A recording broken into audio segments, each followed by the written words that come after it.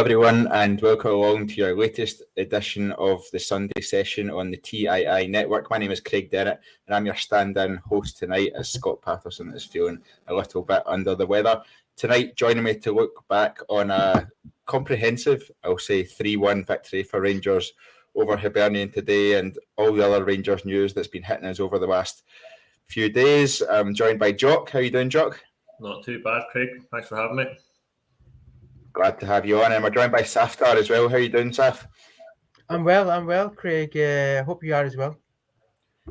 Definitely, and a Rangers victory always makes the weekend that little bit better. As we said, Rangers won 3-1 today at Easter Road. We'll talk through some of the major talking points in the game. We'll talk about what's happened on the park. We'll talk about some of the stuff that's happened off the park for Rangers as well, and we'll also touch on what turned out to be a very dramatic final day, and not in a good sense, but maybe not in the worst sense either for Rangers women's team at Ibrox. So we'll touch on that at the end as well. Let's start with the game though, Jock, and I'll come to you first. What are your overall reflections on the game? I thought it was sort of topsy-turvy sort of game for me. You know, the first half we started strong. We all tried to get in the front foot, and then didn't take a couple of early chances we had, so we kind of settled into the sort of the rhythm that we usually do. We sort of revert to type, and we sort of prod away, and then got the goal just before half time. Not too bad. Then second half again sort of started not too bad again, but then didn't really do much. And then sort of late stages of the second half we sort of grew into it, and then not overly exciting really, but again it was good to get the result under the belt. Yeah, absolutely, and I think that what we hoped for was 5 wins out of 5 going into the post-split fixtures, and we're 3/5 of the way there now, with Hearts at Ibrox to come on Wednesday, and then St Mirren away on the final day of the season. Saftar, we spoke in the preview about expecting an open game at Easter Road. We always seem to get an open game against Hibs these days. It was an open game, but Rangers very much dominated it, especially in the early stages. It was a bit of an onslaught on the Hibs goal, wasn't it? Yeah, I mean, it was for me, it was a kind of an end of season kind of vibe to the game overall. As Jock said, we kind of dominated play, we dominated possession, we got some decent shots on target. I think Lundstrom had a chance. He kind of really should have scored with that one as well. We were kind of going out and about without being too decisive. Kind of story of our season, isn't it, somewhat, in that respect? And we got the goal by Tav, which I think the goalkeeper should have saved that. Certainly in the first half anyway. But yeah, so that kind of settled things down somewhat. But yeah, it was a decent start, kind of end of season. What can you expect? Nothing to play for really. A good run out for the players as well. I expected maybe a bit more changes, but bearing in mind what Beale said, I'm sure we'll touch on it pre-match and post-match as well, and maybe it was to be expected, the lineup at the start. Yeah, absolutely. Interesting you thought James Tavernier's goal should have been saved. We'll go on to talk about that in a little bit. We've got a few comments coming in. Terry Monroe says the way we're playing is 10 times better than the start of the season. Add quality up top and a few throughout the squad, and we could have a very good season next year. I think it's very interesting how people are viewing these games, and how some people are viewing them as, well, it has no bearing on next season, other than potentially a few of the players are playing their way into perhaps another year at Rangers, and some people are viewing it as a real indicator as to what next season could have in store for us. Cubby Cubster says, difficult game to judge at this stage of the season, but we got 3 points in style. Tav's free kick was class no matter what time in the season. Delighted Hagi scored, and of course Cantwell. Let's talk about the goal that broke the deadlock then. Jock, will come to you first, because we already partially know Saf's view on the goal.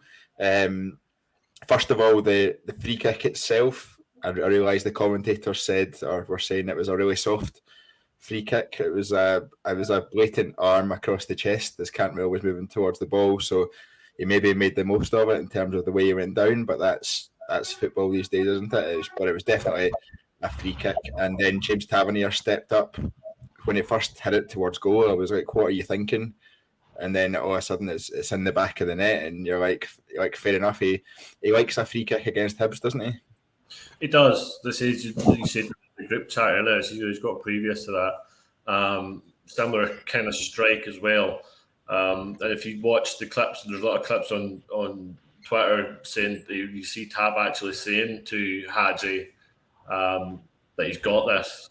I've got this, and you can question the goalkeeper's position, but I think that's why Tav knows, because the goalkeeper doesn't change much. So Tav obviously sees the position and goes, "I'm just going to go for this. Why not?" Tav's got that quality, and then around that area, maybe sort of more centrally at the box, just hits it, trademark Tav, whip and dip, and keeper's beat, and it's a top goal. Simple as that. Yeah, I'd have to agree with that one. I thought it was a really top goal. Saf, I assume you're not taking away from the fact it was a good goal. No, don't get me wrong. I mean, the angle, the free kick, kind of 50-50. I've seen it, as you know, in Scottish football. You see them not given, in terms of Cantwell, did he go down too quickly? But there was a hand across the chest. Great angle. The angle is really tight, really tough angle to score from there. But he did well to get that across. And then, but for me, I thought if it was the other way around, if it was against Rangers, against us, and our goalkeeper didn't do better with it, you would think, that's a poor positioning, poor judgment on the keeper. But yeah, you can't take away the dip, the swerve, the pace, exceptional. Tav's been on fire with his free kicks, as you know, more recently. So well done for doing that. Absolutely, and I always think once you break the deadlock in these games, it's a whole other ball game, and the other team has to come out a bit more. It gives us a bit more space to play, and that's when we can utilise players like Fashion Sakala with our pace and get in behind them. Albeit that Fashion Sakala is maybe not the player you quite want to rely on every single game to be racking up all the goals. Jock, 400th appearance for James Tavernier today for Rangers, which is an incredible amount if you think back all the way to when he first joined the club. Yep. Can you sum up? I guess there's been lots of discussion of whether James Tavernier should be in the Hall of Fame, whether he should remain as Rangers captain. Can you sum up what you think James Tavernier has really contributed to Rangers in his time at the club so far? The stats alone speak for themselves. His stats are ridiculous. Every season he's contributing goals, contributing assists. Has been set foot in the door, like you say. His first game for Rangers was against Hibs. He scored a free kick that game, so it's quite fitting that it's in our game against Hibs for 400 games. A large portion of those games have been in Europe, particularly last season before. He was free scoring in Europe as well, so he's done it all as Rangers captain, really. And you can't really ask anymore. I think the only question I think we really have is maybe the trophy haul under his appearances. But apart from that, you can't ask any more from the guy. He's done everything, and he's continuing to do so. Absolutely is. He's a player that's comes under quite a bit of criticism at times from Rangers fans, I think unfairly, and quite a lot of occasions. He's never been a great defender, but I think he's definitely improved as a defensive player over his time at Rangers. But what he also offers us going forward is invaluable to us, as we see. I think the Rangers Player of the Year awards are taking place just now. We'll probably speak about that tomorrow night's podcast rather than tonight because they're ongoing. But I see he's picked up the Sam English Bowl for being the Rangers' top goal scorer this season. Jock mentioned the European contributions he made last year. He's grown into a real stalwart of this modern Rangers team, hasn't he? Yeah, I mean, very much so. I mean, he's obviously his strengths. Well, he's a okay defender, and he's got that pace to get back. Obviously, going forward, he's given us so much over the last few years. You're talking about 55 season. We're talking about the Europa League run last year as well, and you can't really fault him. He's coming up against the goods under pressure penalties he's taken from memory. That free quick kick more recently at Celtic Park, and so on. So he deserves all the accolades that's gone his way. Obviously Hall of Fame. As Jock said, trophies has been the big gap, isn't it? Not winning enough trophies, and I'm sure when he looks back, the Europa League will hurt a lot for him because he did a lot during that run as well. The penalties there. It was a trademark Tav. Back post, he's there to slot it in the net. During that run. But yeah, you can't fault him. I think he's done really well for Rangers, and as well as that, for me personally and for others, being a captain of colour as well. I think that's important, in that sense as well, to represent Rangers, represent the fan base, represent the club, and I think he's done that very honourably as well. I think we shouldn't forget that as well, as a kind of global Rangers, as a kind of global football brand and so on as well. I think that's important to kind of acknowledge. Yeah, absolutely, and I think James Tavernier as a representative of Rangers is. But I don't think we could ask for much more. To be honest, I think it is just it's the gap in terms of how many trophies he has lifted for Rangers. There's a lot of discussion over how many it should have been and how many it needs to be for him to be considered a legend in the longer term for Rangers, and that's yet to be seen. But I think his contribution on the pitch has been stellar a lot of the time. As I say, he's improved defensively. He is open to criticism quite a lot from Rangers fans, and he's sometimes the go-to scapegoat in some occasions, and perhaps unfairly. I think James Tavernier will be an important part of our defence going into next season, and hopefully that will be a much more successful season in terms of trophies.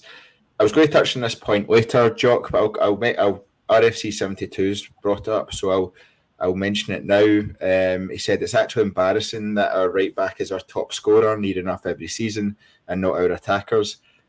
I think that's that's not a slight on James Tavernier, and I wouldn't take it as a slight on James Tavernier. The number of goals he's actually contributed, or the number of goal contributions in terms of goals and assists he's made over in recent years have been, as I said before, invaluable, and they continue to be.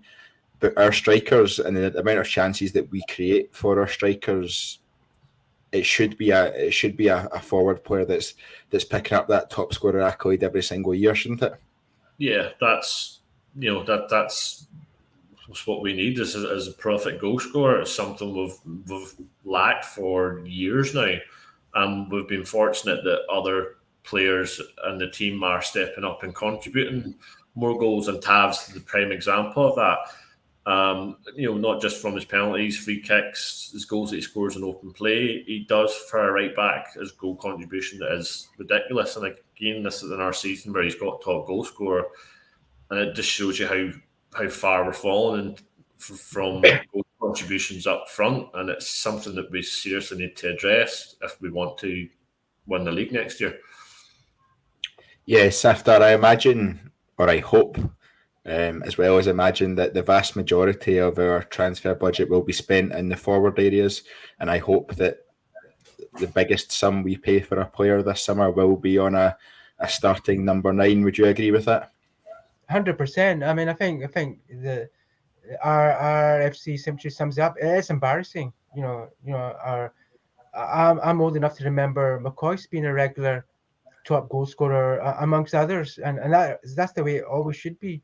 And to say our right back's the top goal scorer or top assist or whatever is a bit of a joke. And you're right. I think, again, I've made the point in previous pods that we need to throw a massive budget this summer into the club. When I say massive, I mean big. And as you say, Craig, hopefully a majority of that either into 1 or 2 number 9 strikers, call it what you want, to lead that forward line and to get us that consistent 15, 20 goals, 25 plus goals that we had in the past. That's decisive, that's important, and Beale needs to be given the money, the backing to do that, and fingers crossed he will get that, and he will get the right people to take that forward. Absolutely. Robbie RFC 1872 says Shankland or Nisbet should be priority, both proven in this league, especially Shankland. We saw Kevin Nisbet today. He hit the post with a header. I think it was the closest that he came to scoring. But there's been a lot of talk about both of these players potentially coming to Rangers, particularly on this podcast as well. We spoke quite a bit on the preview about the value that we feel Kevin Nisbet could potentially bring to Rangers, not necessarily as the starting striker, but as a backup second striker, almost competing with Antonio Cholak for that role. But what I thought was really impressive was how he was marshalled today, both by John Souttar and by Leon King, who both impressed today. It was a centre-half partnership that I had concerns about when I first saw it. I think that comes more from how we've played previously in Connor Goldson's absence, and Easter Road being a place that we have struggled in the past and they tend to run at is I was a wee bit concerned about the absence of Connor Goldson, but it turns out that I had absolutely no need to be worried. John Souttar, first of all, he's really impressed since he's came back from his latest injury. He seems to have turned around a lot of the negative opinions towards him that a lot of Rangers fans had, probably because he was out injured for so long and they thought that's all he's going to be. He's just going to turn into another Philip Hollander effectively, and we'll never see him play. But he is he's a really impressive defender. He's a bit of a no-nonsense defender, but he's also good with the ball at his feet. And I think he has cemented that his starting role in the team, even when Connor Goldson's back. I think it will be Goldson and Souttar rather than any other partnership that lines up for us. Yeah, I would have said probably about 7-8 weeks ago, your starting centre-back partnership would have been Goldson Davies, and Souttar wasn't getting a look in, but Souttar's come in and took his chance with both hands. Like you say, he's good with the ball at his feet. His passing range today was phenomenal. Some of the passes he was picking out from deep was brilliant, and it was really sort of turned Hibs over and got us on the front foot quite quick in transition, which was good to see. And there was a couple of instances where he just absolutely bullied Nisbet. Nisbet didn't get a chance, and there was, especially down the sort of the corner when he was taking him out wide, he was forcing him out wide. He looked very composed and, like you say, no nonsense, and that's something I think we've really needed in the centre of the defence, is somebody who's just not going to muck about and just deal with things. Yeah, absolutely. I think John Souttar provides the foil to Connor Goldson, I think, in terms of the physicality that he offers, the willingness to go and win the ball and win that first ball. Ben Davies, when he was playing, and I quite like Ben Davies, if I'm honest. He struggled in a few games. He's had a couple of 2 or 3 game runs where he's made a few mistakes, but overall I liked I like Ben Davies. I thought his passing range was really impressive. I thought once he worked out how to play against each player, he would take the first 5-10 minutes or so to work out how to play against a player, but then he would dominate them for the rest of the game. John Souttar just seems a wee bit more assured, I think, particularly in games against the lesser teams within the league. Saf, have you been impressed with John Souttar since he came back into the team? Yeah, in the main, yes. I mean, obviously he made that mistake at Parkhead, wasn't it? Yeah. He made that mistake at Parkhead, so that was a bit of a downer. But notwithstanding that, certainly last week against Celtic, and even today, he kind of, that kind of Goldson Souttar partnership seems to be really working, kind of gelling, kind of clicking. I guess it takes time, the chemistry, the positioning, or whatever. And who knows? Hopefully next season it kicks on. Obviously, Connor is injured now, but seems to be promising. And today he strolled at positioning, his distribution, as Jock said as well, and going forward was pretty solid. Okay, it was Hibs, but fingers crossed, sign of things to come. He's been out injured for the best part of this season. He's really coming in. He's a solid defender. He can defend well and cleanly. And hopefully the worst is behind him and us, and we can get a decent defensive partnership that we've been lacking, because gosh, we've been leaking goals crazy this season for many reasons. Yeah, there's plenty of comments coming in complimenting John Souttar as well. John Weir says Souttar strolled it. If he keeps his fitness, he can become a big player for us. Completely agree with that one. Paul McGarrigle thought Souttar had a great game. He strolled it. So there's lots of people are on the John Souttar train, to use a Ross Chalmers phrase, and I think he'll definitely be one that we continue to see looking forward. Cubby Cubstar saying Souttar was solid today against Hibs, can make the tackle, good with a pass, reads the game well, and always wanting to support. It's he's showing all the qualities I think we hoped to see from John Souttar when he first signed for us, and long may that continue. Talking about his defensive partner, I guess, Jock, today, Leon King. He's been out of the first team for a while, albeit he's probably been continued to train with the first team. He's not been in many squads. He's made the odd appearance on the bench, but not made it onto the park. I was a heavy critic of Leon King in the early parts of this season, like I assume many people were, especially around the Champions League run. Potentially a little bit unfair on him when he was partnered with a 6 foot tall central midfielder at the back, when he's come up against the likes of Salah and Diogo Jota and the players of that calibre. So potentially a bit unfair of him from my side on the criticism. I thought he played well today, and like I said at the start when we first started discussing the central defensive partnership, both him and Souttar marshalled Kevin Nisbet, who is one of the league's most dangerous strikers. They both marshalled him really well today. Yeah, I think, like you said, when you first seen the team lineup, you're a wee bit like, right, okay, this is, they're going to be up against it. They're going to be a bit of a challenge with this.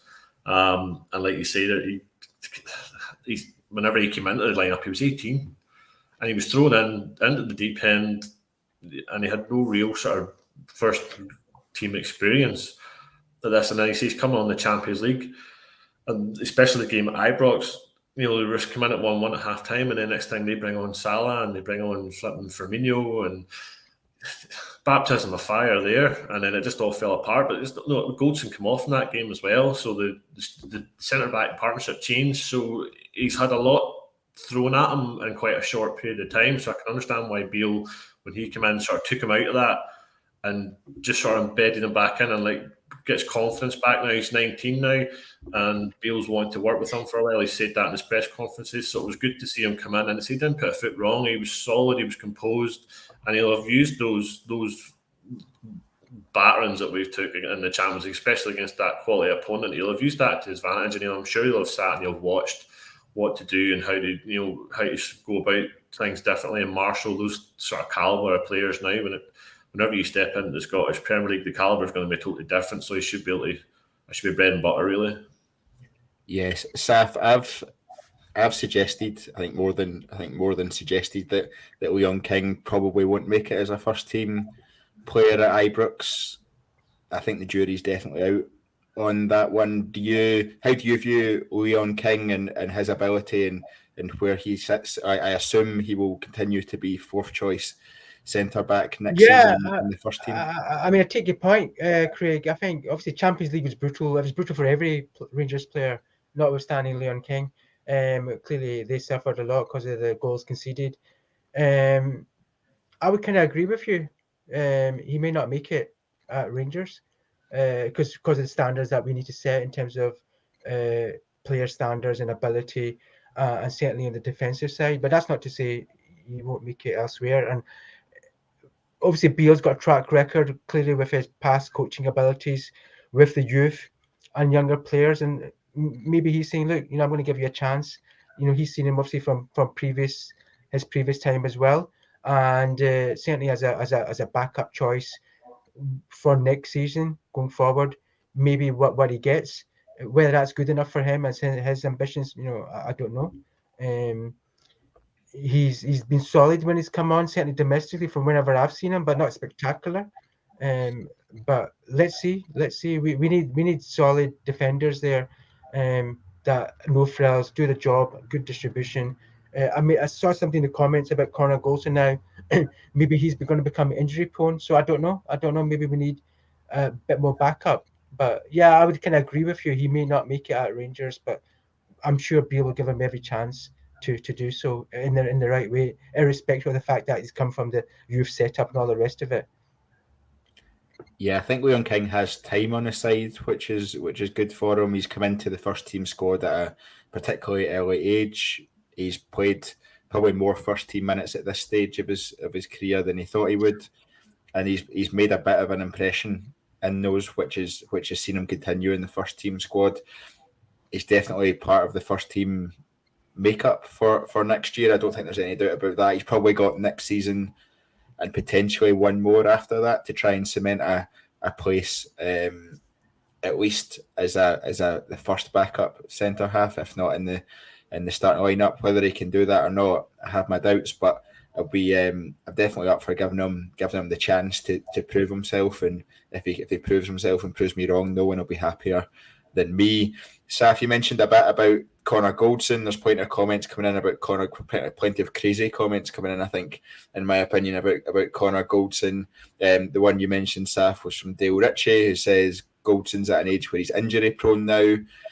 Stephen Fay says get rid of Goldson. David Hutchison says Goldson always blames someone else, never holds his hands up. And then Robbie RFC 1872 comes in with the balance and says Goldson is the best centre back in the league. Staying with you, Saf, Michael Beale said, I think it was in his pre-match press conference or his pre-match interview today, that Connor Goldson's out for 10 weeks. I think it's 6 weeks in a protective boot, and then it'll be another 4 weeks after that until he's available for first team selection. That takes us pretty close to the first Champions League qualifier for next season. Is that a concern for you? Yeah, it's a concern, but I suppose it's a good 10 weeks to be out rather now than any other time. Hopefully, any injury he's got can be cleared up in that close season. And I kind of disagree with many of those comments. I think Connor Goldson is a very, very good defender. We missed Connor Goldson when he was out earlier on in the season, and when he came back, obviously his distribution is also very, very good as well. Clearly, he's not going to be the same. He's maybe coming close to some of his peak in terms of performance and so on. And I was surprised as anybody when he re-signed this time last year, essentially, after being out of contract. But it's a positive. And as I said earlier, that partnership with Souttar seems to be gelling. Certainly clicked. It was very interesting last week, observing that and watching that. And I'm hoping it's 10 weeks, he comes out. Champions League qualifier is very, I don't know if you're going to touch on it, but it'll be very, very important for us for many reasons this season as well. So hopefully he comes into that partnership. He has a bit of a decent pre-season. And I think him and Souttar will be our two central defenders that start, assuming they're fit. Yeah, Jock, Saf mentioned there about the qualities that Connor Goldson has brought to Rangers, especially this season, which I think has been more stark than ever. To see the contribution that Connor Goldson makes when he's in the team, and that's been no more obvious than when he's been out the team. Connor Goldson's a vital part to Rangers, not only from his qualities as a defender, but also his qualities as a leader, isn't he? Yeah, he's the vice captain, isn't he? And he's one of the vocal ones on the park in any game. Definitely leads from the back alongside Tav, and he's good marshalling, good communication. You can see that game in, game out, the way he speaks, and the way he handles himself, and does the club very proud off the park too. You know, from speaking to Reece in our group chat, he always seems to bump into him. He's always representing the club well. So whenever he's not in the team, he's a big loss. He's the first. You know, everybody talks about it, but I don't know. Goldson's not playing. Well, it's always a slight concern. So 10 weeks being out, it's not ideal, especially coming to important qualifying Champions League qualifiers. But I think Beale had said in the press conference today that that's an area they'll be strengthening in the summer anyway. So hopefully it's one of those ones where you can sort of come back. Yeah, just as you say there, Jock, Finn Fogel also came into the comments. Beale stated that another centre-back will be brought in. I wouldn't be so sure any centre-backs we have at the moment will be automatic picks next season. I find that really interesting that he wants to bring in a centre-back, and it does seem to point towards a Ben Davies exit. If I'm honest, I think that's where the the replacement would fit in. Are you in agreement with that's where that looks like? Saftar, Connor Goldson. Is that what Beale said? Has Beale said that he's gonna get another centre back? Yeah, he said it. He said that centre back. I think it was in his pre-match press conference, maybe on Thursday or Friday. He spoke about another centre half would be part of the makeup of player that he buys this summer. So that points towards one of them leaving. It does, yeah. I think I didn't know that. I think that does read into Ben Davies. Maybe certainly not in the pecking order. So he might have to look elsewhere if he wants first team football. And we probably will do that, obviously, with the wage bill. I'm sure he's on a decent wage coming from where he came from. So he might have to be exited. Yeah, okay. That's interesting. Is that a surprise to you, Saf? That's a surprise to me, yeah. I didn't know that was said. I thought he would still run with Ben Davies, because Ben Davies, whenever I've seen him, he's not been a disaster, but he's not been great either. So he's been kind of okayish. And I thought he would maybe, because of the pace of Scottish football, the defensive nature of it, maybe grow into it, and Beale might give him a bit more time, i.e. next season, with Souttar, with Connor, with Leon King as well. So we've got a nice cluster of central defenders, but if he's going to buy somebody else, maybe one will have to exit as a result of that. Yeah, that's a surprise. What about you, Jock? Is it a surprise to you that we're bringing in a centre half? I would not. I think replacement for Hilander, yes. But Davies going out the door, I thought would be a surprise considering the money we paid for him. But then again, if these things don't work out, and if Beale's not feeling them, then yeah, I could see him going over anybody else. Certainly. Yeah, there's one name in the comments that keeps coming up, and it's the guy, I think he was at Birmingham last year. Is it Trusty? Is his surname? Is one that keeps coming up. RFC 72 saying hopefully Trusty, most headers, blocks, tackles in the Championship, and good on the ball. On paper, that sounds ideal. Whether he would come to Rangers to be a backup or to fight for a place when he's not guaranteed a starting spot will be really interesting. I know he was on loan at Birmingham from one of the top four clubs, so it'll be interesting to see if that one develops, or if we end up looking at another target or two. Saf, I'm going to speak a wee bit now about the goalkeeper position. Robbie McCrory, I think he was 4 clean sheets for 4 before today. He had impressed in every game that he'd played for us so far. I thought today was the first time he looked a bit indecisive and he looked a bit nervy almost, and it's a bit it feels a bit unfair of me to say this, but one bad game, it wasn't even a bad game, one okay game where it wasn't stellar, and I'm immediately thinking, yeah, we need someone else to be our number one next season. Is that being harsh on Robbie McCrory? I think so. I mean, last week, if you just take a step back from last week, he gave, I think he was very confident, very solid. He gave the team confidence when we needed confidence, when we maybe lacked it. And that kind of made us push forward as well, psychologically. I think today, if I was going to be harsh, he's kind of almost like a bit Alan McGregorish in some of his decision making, or the way it panned out, but not really extensively. So they only scored in the last seconds of the game, as you know. I think I'm on record as saying the single, I mean, obviously football's all about opinions, as we know, and that's why we're here. The single biggest mistake we made not to win the league this year was not to sign a goalkeeper last summer. I think that, for me, that was the single biggest mistake we made. We beat Gio, or obviously Michael was too late by then. The league was lost, as you know, by Christmas time anyway. We were always running behind by these 8 or 10 points. So yeah, I'm really looking forward to, we've heard rumours about Butland and other maybe keepers. I'm really looking forward to a solid, credible keeper coming in with Robbie McCrory as backup, as number 2 as well. I think he's very solid. I'm not going to judge him on the last 20 minutes of today, or 1 or 2 indecisive positionings that happened today either. He's been very solid whenever I've seen him. He was solid when we had the Hilander goal, that Celtic match as well. He was amazing that day, considering that was one of his first matches ever for the first team. So I think as a backup to play, maybe cup rotational as well as we go into, we are very demanding league season as well as hopefully a European campaign as well. But I would really like to see a solid, proper, spending a few million on a proper keeper that gives us that confidence to come out, click crosses, good distribution, short save, the usual stuff that we all want in a keeper. Yeah, Jock, Saf makes a number of good points there, and I'm going to ask you almost 3 questions in one here. But before I do, I'll bring up some comments. So Timothy Sharp saying that's his first away game in the league. We need an experienced goalkeeper.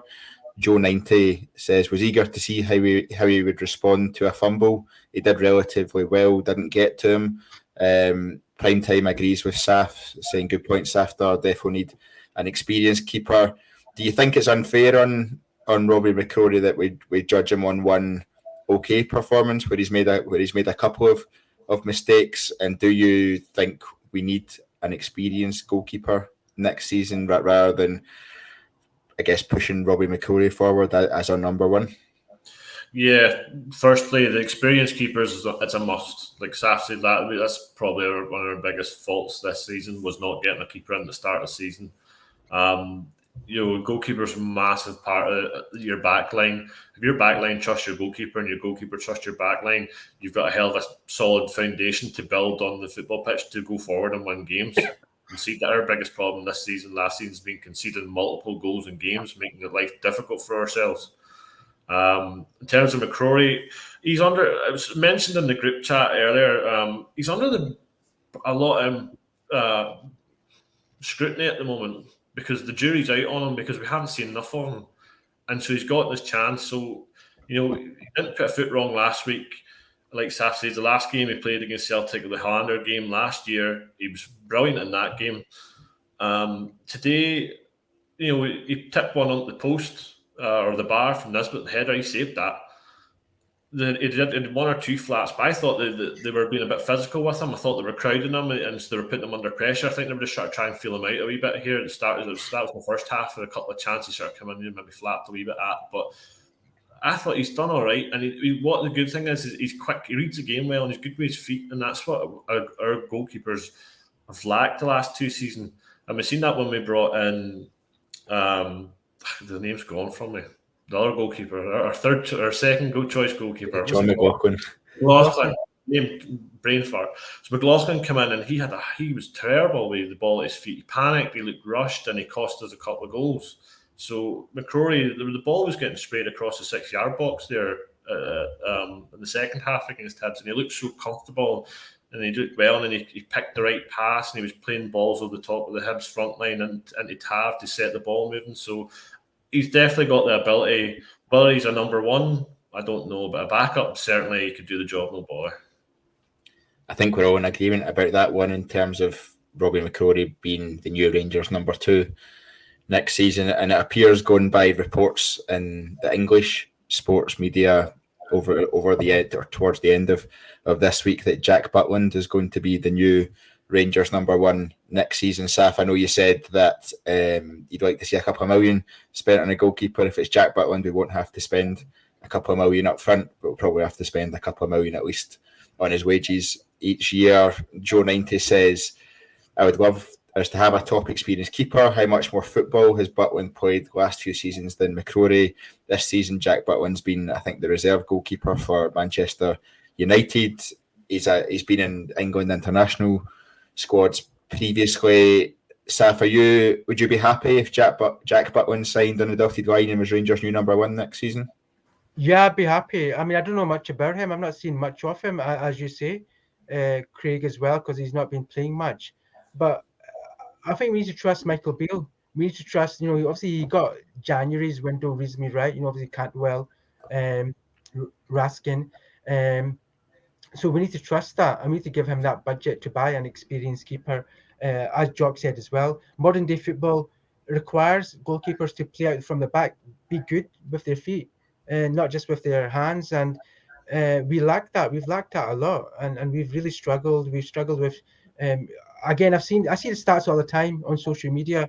Our shots against and goals conceded. It's just horrendous this season. And I think somebody needs to do some more analytics around that. Why has that happened? As I said, McGregor this season was a season too much. He probably peaked for the European campaign and/or 55. You can look at the stats to kind of define that. Definitely, I can't wait to get a keeper, and it just gives me, and sure all you guys, more confidence that we're actually going to do something next season.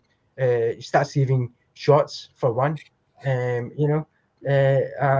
so on. It's always helpful when goalkeepers save shots, isn't it? Jock, looking at Jack Butland, he's 30 years old. He was making waves at Stoke City initially, moved to Crystal Palace. It didn't quite work out. I think a number of managers changed at Crystal Palace and he kind of fell out of favour. He's moved on loan to Manchester United this season as a backup. Decent payday, I'd imagine, but not getting much football. It appears from the media reports that he's chosen Rangers over a return to Manchester United in that role because he wants to play football, which is always an encouraging sign. He's 30 years old. Is it a name that pleases you on the face of it? It's Premier League calibre goalkeeper. Now, if you can bring a Premier League calibre player into Scottish football, you're doing something well. Look at Cantwell. Cantwell's hit the ground running because he's a Premier League calibre player. So he's a cut above the rest of the players in this league, and he's shown that. Butland again, he's 30 years old, so he's going to be coming into his prime years as a goalkeeper. If we can tie him down 4 or 5 year contract, we should get the best value out of him, especially if we're not paying a transfer fee. And then there's always that option that we can make a return on him down the line if he wants to head back down the road. We can offer him European football. He's not going to get much of that down in the Premier League if he's playing for a team that's not anywhere near Europe. And like you say, if he's not Man United, if he did go to Man United, he's going to be a reserve, and he's probably going to be playing Carling Cup games and FA Cup games against the sort of minnow teams. So, like you said, the newspaper reporting that he seems to be taking a wage cut to come here, so he's looking to play football. That's a good sign for us. So I'm happy Butland could be a good signing for us. I absolutely agree. On paper, it's a really encouraging signing, and it also appears to be smart business in terms of it being on a free transfer. Yes, he'll be on decent wages, but with so much surgery required on the squad, and obviously we've spoken previously about the forward positions and the front three being such an important area for investment. This summer, if you spent £3-4 million on a goalkeeper, that's quite a significant portion of that budget that could be spent at the top end of the park that's gone. So the fact that Jack Butland would come in on a free transfer, it's really encouraging, and it's brought in quality in an area without spending huge amounts of money. So on paper, I do hope that he comes and signs for us. I hope that we see that transfer through, and we'll be able to build on that for next season. Saftar, you spoke earlier on about Michael Beale's signing so far. You touched on Cantwell and you touched on Raskin. Todd Cantwell grabbed the third goal today. It was a very fortuitous goal in terms of the way the ball bounced off James Tavernier. The goalkeeper was already on the ground. But Todd Cantwell, again, much like last week against Celtic, was quickest to react and he was quickest to the ball. I have to be honest and say he's a much better player and a much different player to the player I thought we were signing when I first saw that he was coming to Rangers. How impressed have you been with Todd Cantwell so far in the first sort of half season or so that he's been with Rangers? I think very impressed. He's settled in really well, hasn't he? He's settled in well. He's got to the rhythm of the game, the rhythm of Rangers, what Rangers means to the fans and so on as well, which is very important. And not just being a kind of player that picks up his wages and does his job on a Saturday or a Sunday. Going back to last week, he was exceptional last week, wasn't he? The way he played, the way he directed, the way going out of tricky situations and his goal as well last week. And today, again, going on about Tav, Tav was there making that shot that then got the opportunity for Cantwell to score as well. And, I think he's been instrumental. It's been a great signing.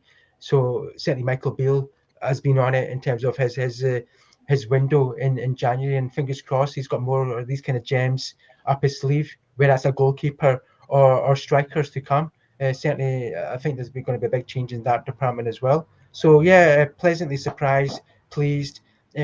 Fingers crossed. Only the start, because he was highly rated, wasn't he, at Norwich in terms of his quality and even fees and so on. So if he can get to these kind of levels come next season, and even he's a type of player I get a sense of that will do well for us in Europe, assuming we do well as a team. He can really kind of click, and that kind of slower pace might even benefit him as well in terms of passing and movement and so on. So really excited for him next season as he kind of gets into the team and the culture and the playing style and so on. I have to agree with that as well, Jock. One of the things that surprised me about Cantwell, I knew he was good on the ball, but I did not realise how good he is off the ball and how much he would contribute to the way that we press teams, to the way even just having that physicality to win the ball back in areas high up the park. It's not something that I had previously associated with Todd Cantwell. How impressed have you been with Todd Cantwell? And obviously his performance again today was really good. Yeah, he's hit the ground running, and like you say, he's not this player I expected either. I didn't expect him to be as physical as what he is. Certainly doesn't shirk away from a challenge, and if somebody puts one on him, he goes and finds them, make sure he gets one back at some point in the game. He's a very cute footballer with his feet. His link-up play is good. I think I would love to see him playing in the same team as Ruth, because I think him and Ruth would have a real partnership, because Ruth is a different animal to the other sort of strikers we have, and I think Cantwell is the sort of person that could get the best out of Ruth. So I'm just looking forward to seeing more of him. I'm actually gutted that the season's ending, in 2 games' time, because if he'd been in for the start of the season, we could I think he'd only would have got better as the season went on. It's just a shame the season's going to come to a halt now for him. I am not sad to see the back of this season. I think it's fair to say. I'll be more than happy when the final whistle blows at St Mirren Park next Sunday, and we can start looking ahead to the changes that are coming at Rangers and to the Champions League qualifiers again, which will be refreshing as a new start. Albeit, I probably want us to end up in the Europa League. And Jock, you mentioned Kamar Roof there. It's one of these guys I forget's even part of the Rangers squad these days. I don't expect to see him much next season. I think he'll still be a Rangers player because he's got a year left in his deal, and I can't see anyone coming in for him. But hopefully there's a few better strikers. That's a bit harsh on Kamar Roof. I really like Kamar Roof. He's a really top quality striker when he's on the park. He's just not on the park anywhere near enough, and that's where the issue is with that one. While I mentioned that Kamar Roof has a year left on his contract, Michael Beale mentioned that on Tuesday this week, Rangers will be releasing details of all the out-of-contract players who will be leaving the club this summer. There are some obvious names, I think, on there, Saf, in terms of Alan McGregor, Ryan Kent, Alfredo Morelos. We've not heard anything yet on Scott Arfield. Is there anyone else you expect to be on that list? I don't think Arfield will get a contract personally, but who knows? Obviously, he got one last year extension. I don't think he's out of contract, but I think Sakala might be leaving, and I would personally sell him, give some money for other strikers. Kent and Morelos, obviously they're going to be going. I think they're not going to resign, and I'm sure already they probably got some positions lined up, whether that's in England or in Europe, somewhere. There may well be others on the fringes of the team that will be looking to go, but that's kind of a good kind of summary there, Craig. Yeah, John Weir points out that Helander as well will be on that list. Saf, interested to know why you don't think Scott Arfield will be getting a new contract. I think Paul McGarrigle points out in his comments, just flown off the screen as I did that. Remember, we need Scottish players. Arfield gives you that. I think that was part of the reason why people were happy to see Ryan Jack sign a new contract True. this year. Do you think that could play into Scott Arfield getting another year? And why is it that you don't think he will be offered another year? I mean, true. I get that point, but I think, okay, Scott Arfield's come on. He comes on. He gets behind, and he's scored now and again, or he's made some chances and movements or whatever. But is that enough? Is he past his peak? Well past his peak? Do we not need that resource, whatever wages he's on, to maybe bring in somebody from one of the gems from one of the English leagues that's 7-8 years younger to try their chance with us, perhaps. I just feel that he's very old. He's getting older. He's past his peak. He's helping us a little bit, and clearly he has his moments. Obviously, the Aberdeen match away, in previous months was he did well there. But is that enough? I just feel that maybe that resource can be used elsewhere with a much younger player from one of the lower English leagues. That's just my feeling around that. And whether we need to be top heavy in some of these more experienced players. As I said, we've got Jack. Do we need Arfield as well as part of that? Yeah, I think it's a fair question, and I would agree with it in some extent in terms of a lot of our senior squad players have been there too long. They're not contributing enough.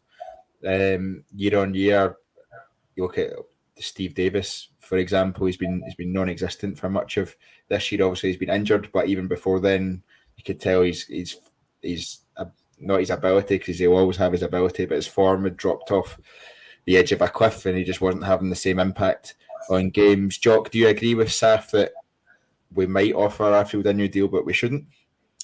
I don't think so. I think if we had, I think they would have announced it alongside Jack's. So I don't think he's getting him. I think, like Saf said, I think they might free him up along with Hollander, McLaughlin, Scott Wright, Sakala goes as well. I think there's going to be a bigger turnaround of players than we think, and I do think we need to get rid of some of these Gerrard-esque players that have been around for that length of time. We need to give Beale his players of his choosing to mould the squad his way and not have relics from 4 or 5 seasons ago still sort of being relied on. Harsh calling a 35-year-old a relic, but I'll let you off on. I'll let you off on that one. I think Scott Arfield, he's one of these guys that I would love it if he came on every game and he contributed the last 20 minutes and he was scoring goals, but he's playing 1 in every 10 games or something like that. I don't think he's offering enough for us to be offering him a new contract. I was actually more in favour of giving him that 1 year deal, but Saf, you can switch me around on that one with your argument. I'd agree we probably need to reinvest that money elsewhere to add in experience, but also have that contribution to the team as well. There's plenty of comments coming in saying there's too much deadwood. Agreeing with you, Jock, around the players that were here from Gerrard. I think Glenn Kamara is one of those that we'll see exiting this summer. Probably not quite for the £7 million or whatever it was that Nice offered last year. He'll be lucky to get 2 or 3, I think, which is a real shame because he's an absolutely smashing player, but he's just lost his way completely this year, and he's struggled to find any sort of form whatsoever. So it'll be interesting to see what that list looks like when it comes out on Tuesday. I doubt we'll see any surprises, if we're honest, but it'll be interesting nonetheless to see that, and that'll be the first step in reshaping the squad. Michael Beale also mentioned that he's hopeful of announcing the first signing for Rangers on Wednesday. Michael Beale said a lot publicly that then has not come to fruition as quickly as he's previously mentioned. So it'll be interesting to see if that does get over the line on Wednesday and exactly who it will be. I think there's 3 players that have been rumoured to have pretty much already signed. Jack or be close to signing. Jack Butland, as mentioned before, was one of them. Kieran Dowell, the midfielder from Norwich, was another, and then Dujon Sterling from Stoke this season, or I think he's a Chelsea player, but has been at Stoke this season is another one, the fullback. So it'll be interesting to see who that name is on Wednesday. Paul McGarrigle saying here, I'm selling Glenn Kamara on the cheap. He's a full international. That's a couple of million straight away. I just don't think he's offered us enough this season. And do teams go back a couple of seasons and look at what he can do? We saw in the European run the value he offers us. We've seen in games against Celtic in previous years what he can offer us, but I think teams will look more at what he's done now than what he's done previously, and that's where I believe the valuation will drop for Glenn Kamara.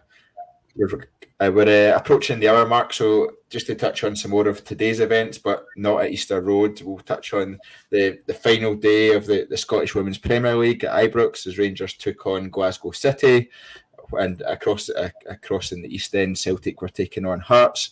There was a bit of a weird three-way scenario in which any of the three teams could win the league depending on how the results panned out. Rangers, I believe, could win the league if they won the game and by more goals than Celtic won their game.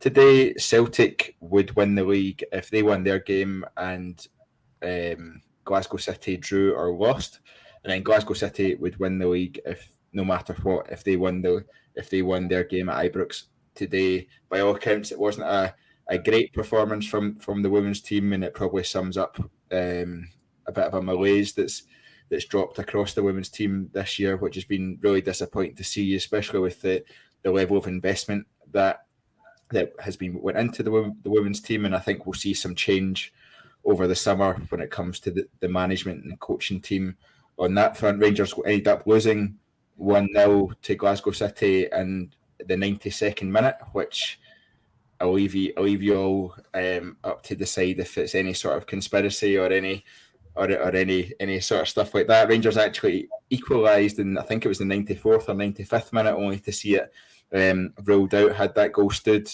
that Rangers goal would have won Celtic the league, which wouldn't have been the best moment we've ever had. But there is a fantastic video going around, and it's extremely petty, but it's ideal for a Sunday. I think it's BBC Sports Scotland of when the crowd at Celtic Park heard that Rangers had scored and they were going to win the league, but didn't realise it was disallowed.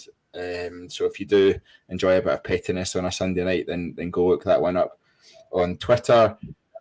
Jock finishing third out of really a three-team league.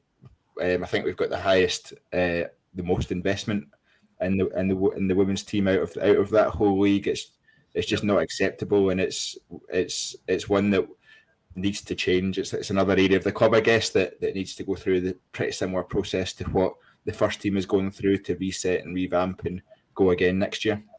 Yeah, I think they'll be disappointed, obviously, with what's been put in. Like you say, there's a lot of financial sort of muscle being put into that side, and it's not paid off this season, so they'll be disappointing. But the plus side from it was the amount of tickets that the club managed to sell for the game. The last game of the season. You can't really argue much more than that. Even if you take it that far, I know it's not the result everybody wanted, but to see this open the stadium up and keep opening up, and because the demand was there, was a good thing to see. So plus with the minuses in that kind of sense, it's a bit disappointing campaign for them, particularly with what sort of happened earlier on in the season, sort of the negative press that was there. So to end on the season a disappointing note, I'm sure they're all disappointing. Like you say, I'm sure there'll be changes over the summer. Yes, Saf, as Jock mentioned, it was a fantastic crowd at Ibrox today, well over 10,000 fans there, which I think is the biggest crowd Rangers women have ever had for a game. It seems the women's team is continuing to grow in popularity. How much do you see that continuing as we go forward, and Rangers fans who've potentially only been interested in or paid attention to the men's team starting to pay more attention to the women's team? Do you see that continuing and it keeps I think I see it continuing. Not going to lie, I'm not. I don't watch women's football that often, to be honest with you. Generally speaking, but globally, women's football popularity is increasing.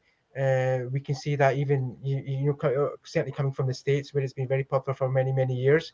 As you said yourself, Craig, Rangers have put a lot of investment into the women's team. in terms of resources, and it's a shame not to get that return on that with a title win.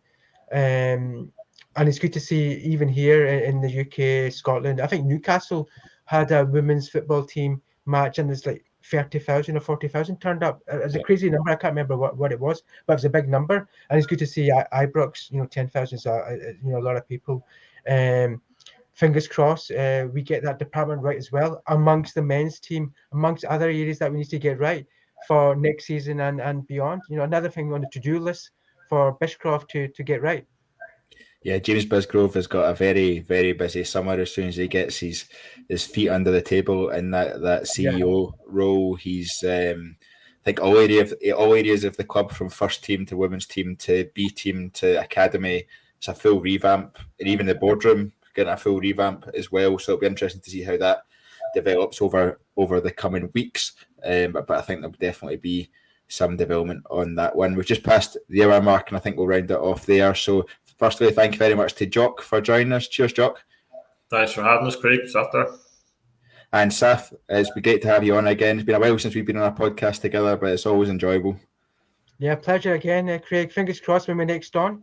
If it's not before the season, we're starting to win again and top.